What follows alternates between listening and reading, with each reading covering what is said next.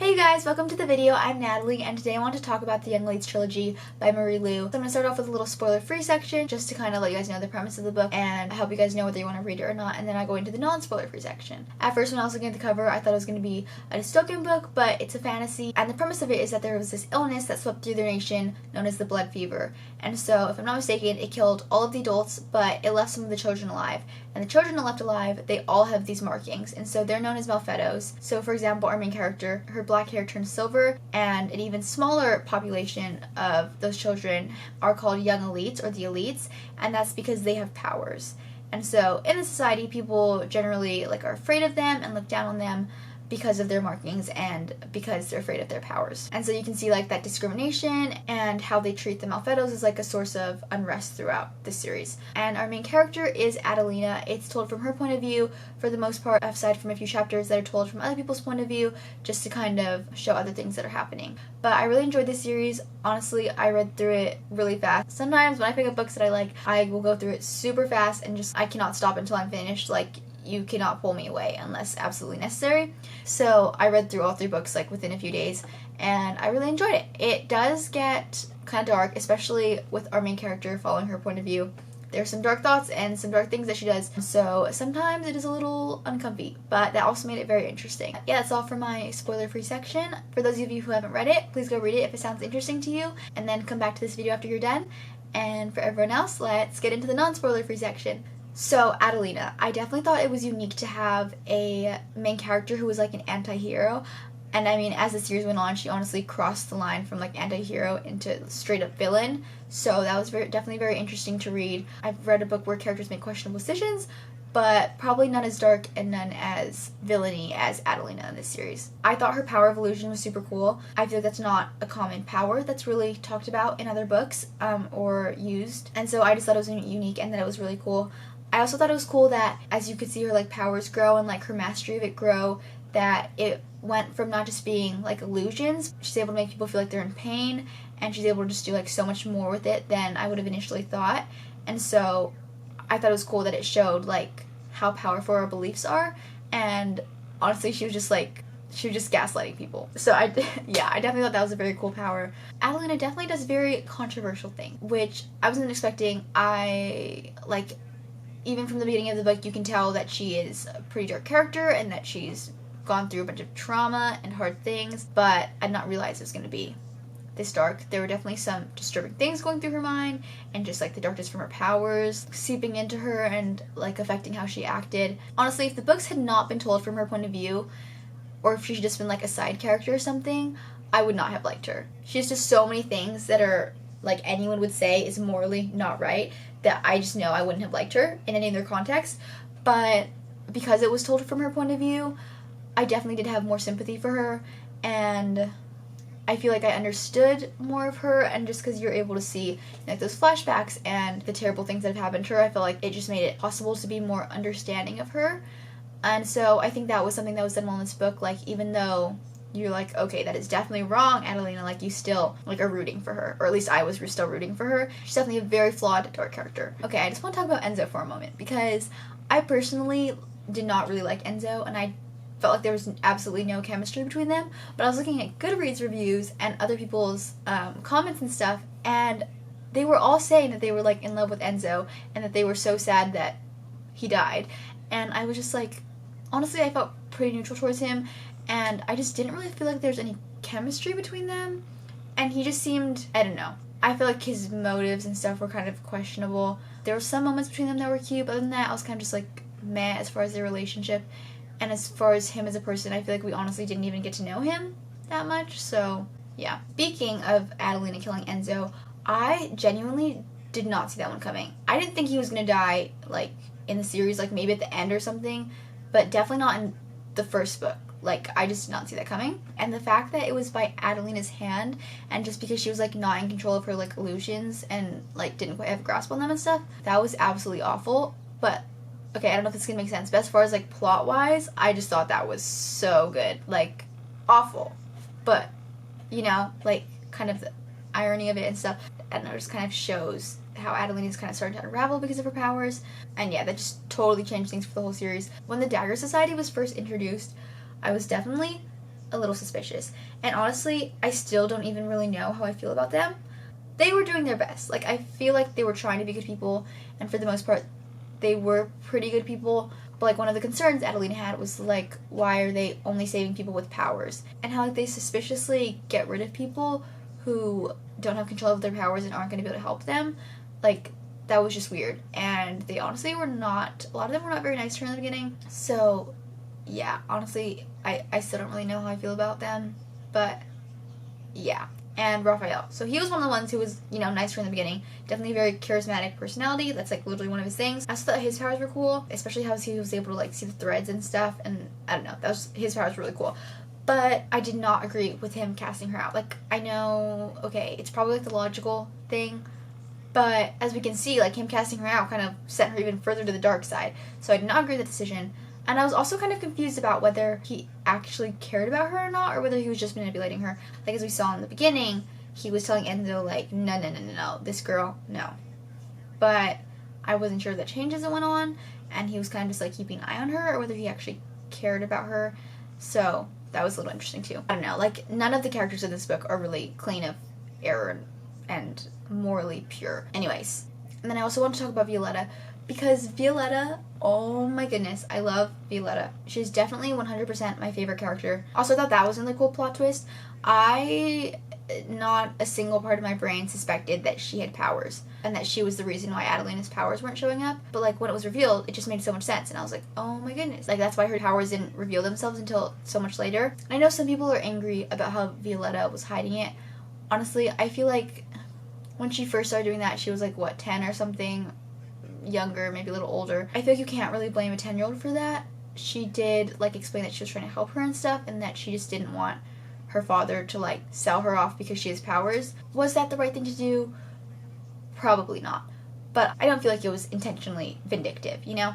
And just, like, in everything we see from Violetta, and from, like, the flashbacks with her too, like, she's just a very sweet character. She loves Adelina. She's always stuck by her. Like, there's that one, I don't remember when this flashback comes up, but, like, when the two of them were sewing, and Violetta's, like, a good sewer, and Adelina is not so much, and so Violetta, like, switched them so that her father would get mad at her, not at Adelina. Like, I think that just shows, like, that she cared about her, and was even willing to risk her father's anger. Anyway, I just love their sistership. I love their relationship. When she first rescued Violetta and stuff, you could see that Violetta was kind of going to be, like, her moral compass and kind of the thing that kept her more on the good side and kept her with conscience. And one of my favorite things was just how Adelina was saying, like, the one thing she wanted and had been searching for was kindness without strings attached. And then at the end of the first book, she realizes that's what Violetta is. Like, that's what Violetta's done for her. I just thought that was the cutest, most wholesome thing ever. Oh, I have a direct quote here. She said, "And then I realized that all I ever wanted, kindness with no strings attached, had only ever come from Violetta." I absolutely love that. And then book 2, to be honest. Book 2 and 3, I just read them so fast and, like, one after the other, so I honestly, like, they kind of blur together in my mind. Like, I don't know what ended in book 2 and what ended in book 3. But, yeah, book 2, The Rose Society. I mean, come on, we all knew that bringing back Enzo was gonna be a bad idea. I don't know what they're thinking, especially because Maeve and, like, her situation, how Tristan, her brother, was, like, super off and stuff. Like, I don't know how they still decided to do that. Yeah, and also, Adelina, in the second book, she just got progressively darker and more unhinged. Like, after the first book with her killing Dante and stuff, I was hoping that in the second book, that was going to be when her, like, redemption arc already started. No, second book, she was still going down. And I think her having her own illusions and stuff, that was honestly, like, scary. That was scary. Again, I loved the relationship between Violetta and her sister. You can see that it is a little strained. Adelina's still upset that she, like, took away her powers, and she's, like, a little afraid that Violetta will turn on her and use her power against her. But she's also, like, choosing to trust her, and even though Violetta's like, wow, Adelina's decision-making is, like, questionable and stuff, Adelina's also protecting her, and so they are still, like, working together. Of the whole thing with, like, her having a vision, and then her and Violetta fighting, and then Violetta running away, that broke my heart. That made me so sad, and I honestly was not sure that Adelina wasn't going to kill her. Like, I kind of thought Adelina was going to kill her when that was happening. So I'm glad that didn't happen, but it was really tragic that they had to fight. Maggiano, I like that guy. I definitely felt the chemistry between him and Adelina way more than I did with Enzo, so that was good, and I felt like he was just a more healthy of a relationship for her. I did feel like his morals and, like, how he still chose to support Adelina even when she was doing awful things, was not the best, but overall, like, he just really cared for her, and how he grounded her, I thought that was really cute. Oh, another random thing, so this was, like, not even that important to the plot of this series, but Gemma dying, that made me upset. Gemma was not even one of the main characters, but I really liked her. In the first book, she was, like, one of the few people who was nice to Adelina, and, oh my goodness, she just did not deserve to die. Like, Adelina killed her. She definitely deserved better. Anyway, it's all time I'm gonna give for that, but that made me upset. And then it kind of hints at it in the second book, but in the third book, it's revealed that their powers are what's killing the young leads, and I thought that was a really cool reveal. It makes so much sense when it's explained that the young leads, their bodies are not made to have those powers. They were not born with their bodies being able to withstand those things, so I thought it was super cool that that's kind of, okay, not cool, like, tragic too, but for the plot and stuff, like, it's really cool that that's kind of what's killing them, like, their own powers. In the third book, I was genuinely not sure whether Adelina was going to have a redemption arc at this point, because she was just, like, really cruel and pretty awful. She's a straight-up villain at this point. Also, her as the queen and stuff, I did not realize she was going to make such a terrible queen. I thought that because she'd, like, experienced the discrimination that people had against Malfettos and stuff, that she realized everyone should be treated equally and stuff. I did not realize she was going to go into the other side of it and be like, well, because we were so oppressed and stuff, like, it's time for the non-Malfettos to be oppressed. And there's, like, I don't remember if this is the second or third book, but there's that scene where she's, like, riding along the street or something, and she sees, like, a group of kids, and there's, like, the Malfettos, and the Malfetto kids are beating up, like, this one non-Malfetto kid, and she was, like, kind of happy about it, because she was, like, good, like, that's how we were treated. And I was like, oh my goodness, like, especially since it was kids, that was so disturbing. Like, I was not sure there was going to be a redemption arc, so I'm glad that it kind of happened at the end. But again, like, Violetta's the one that brings Adelina more to the good side, and, like, the only reason that Adelina's even willing to, like, help the elites and stuff, I mean, apart from her own self going crazy, is because she wants to help Violetta, and because Violetta's dying, and she wants to save her. When Violetta died, I was like, no, this cannot be happening, this cannot be real. And then she was actually dead, and I was like, I was heartbroken. I was like, I do not want to read a book where Violetta is not in it.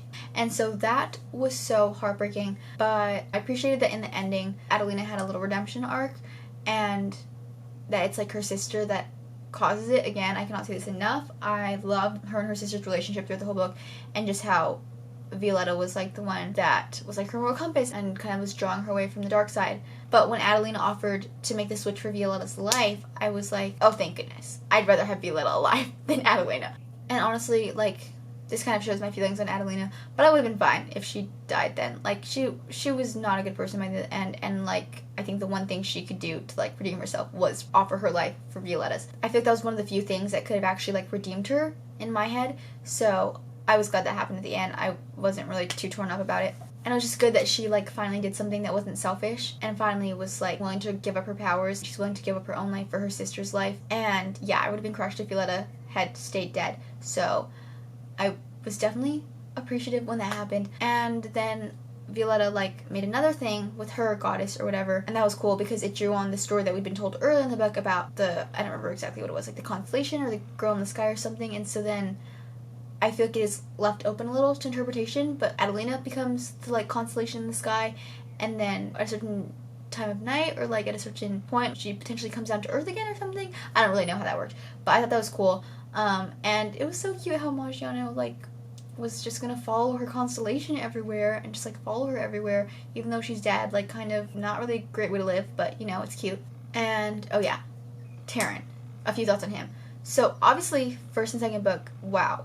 He's an awful person. We don't like him. He's, like, the worst character ever. But, like, by the end of it, I did not know how this managed to happen. But by the end of it, I had, like, sympathy and, like, some respect for him. Never did I ever think that was going to happen throughout this series. But he definitely redeemed himself a little by the end of the book.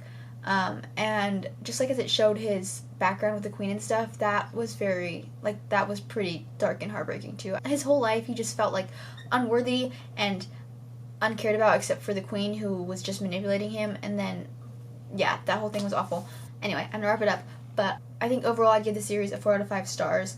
Probably the first and the third book would be like 4 stars for me individually, and then the second book might be more of a 3 stars for me. But yeah, it was a good series. Honestly, I'd consider rereading it again at some point. And yeah, just my overall thoughts. I really enjoyed reading about their powers. I thought that like premise was cool, and just like the different little reveals that happen throughout, like how Violetta has powers and that whole thing, and then also how their powers are like kind of breaking them down. I thought that was really interesting, and I just adored that the like number one relationship that this book focused on was the relationship between Adelina and her sister Violetta. And yeah, you know, it definitely made it 100 times more interesting that our main character was this like anti-hero villain, and just that it's told from her point of view, and it's like the point of view we're reading from is not a comfortable one to be in. We do not agree with basically anything she does.